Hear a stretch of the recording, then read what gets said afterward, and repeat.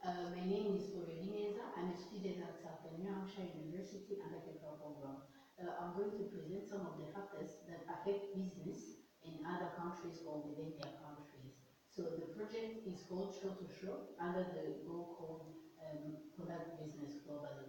So here let's start first by defining one of the key terms. So let's say exchange rate. So exchange rate refers to the way of transforming one currency in terms of the other currency based on the country you are in. For the selling and the buying products to go in a smooth process as well as making the process easy. So here, when the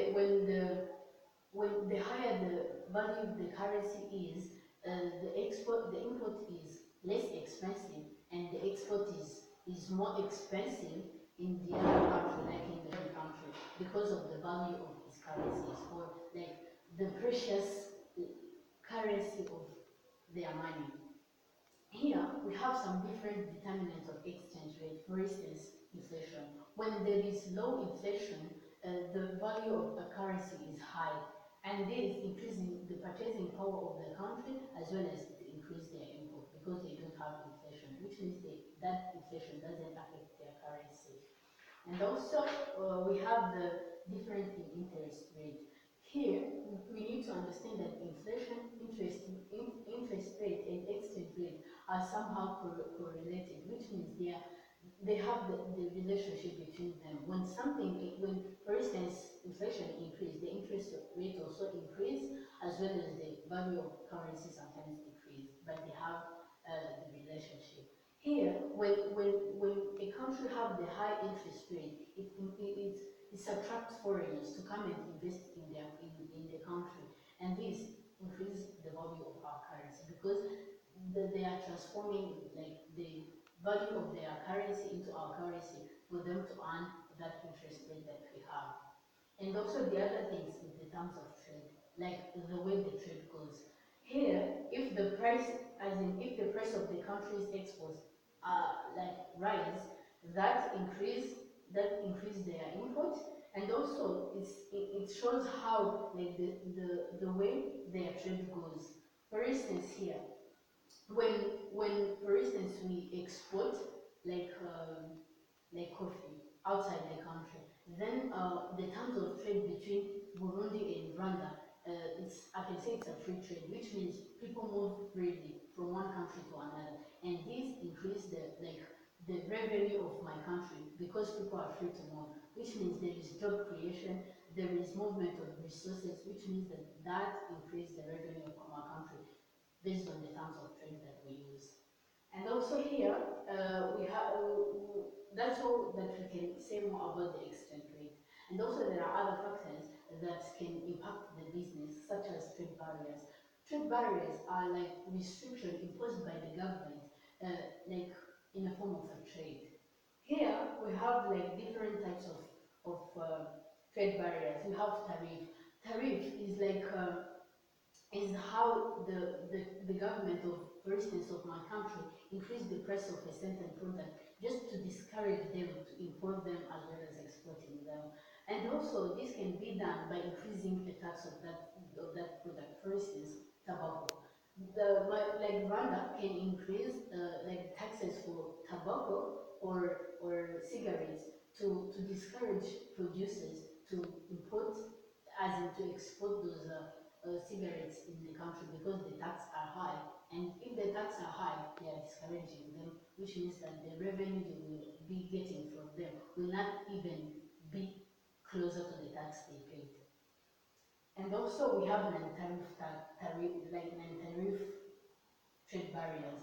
Here, it's like how they are limiting like the quality and the content of the product. For instance, I can say the bottle of Uganda water would be like 6 bottles per producers or per exporters, which means I'm discouraging them, I'm limiting them to import or export those products.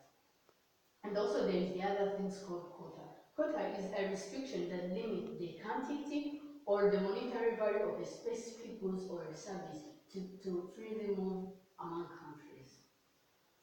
And also here I can like, yes, limitation is needed and sometimes it discourages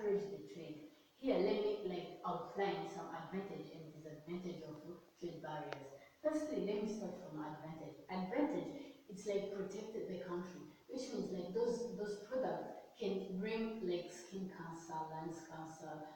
It can cause some health health problem when they are like when they give them the right to export and import them. It will like increase that disease. But when there is restriction, when there is limitation of those products, the government is protecting like their community, the country, and their citizens. And also it increases revenue. There are some consumers that never gives up, as in they continue producing it and exporting it. But what we care is about the revenue, as in the tax that we gain from it. And those taxes is usually used to construct new infrastructures as schools, roads, and that revenue increase as in the development of the country. However, sometimes it reduces the economy of the country. For instance, if I'm restricting those products, probably my citizens like them, and that can increase their demand. So when the demand increases, and the government will tax them as they earn, so which means we can earn from it, but that can reduce those restrictions can reduce the can affect the economic growth. And also it can create few jobs availability. For instance, I can restrict a company to open its branches in my country, and that will, as in, will limit the job availability in the country. And also it will limit the product. It won't I mean encourage the product the diversity in the country, because I'm limiting some product to enter in the country.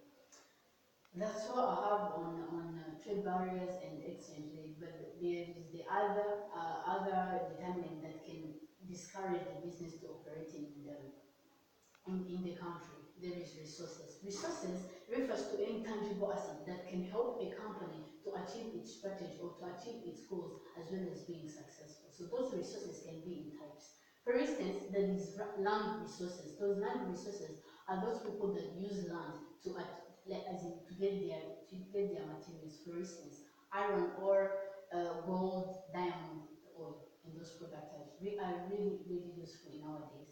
And also we have labor force. Labor force refers to the human effort, refers to the human skills and what human can do to produce a product.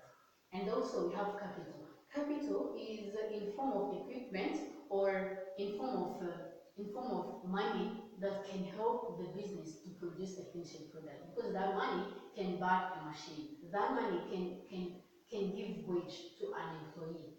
And that employee can facilitate our company to produce a finished product. And also the other type of resources, we have entrepreneurship. Entrepreneurship is like creating an idea that can implement those activities that I said about, as in produce a product and put it on the market. Those are kind of resources. Those are kind of things that tangible things that we need to survive and to increase the economic of the country.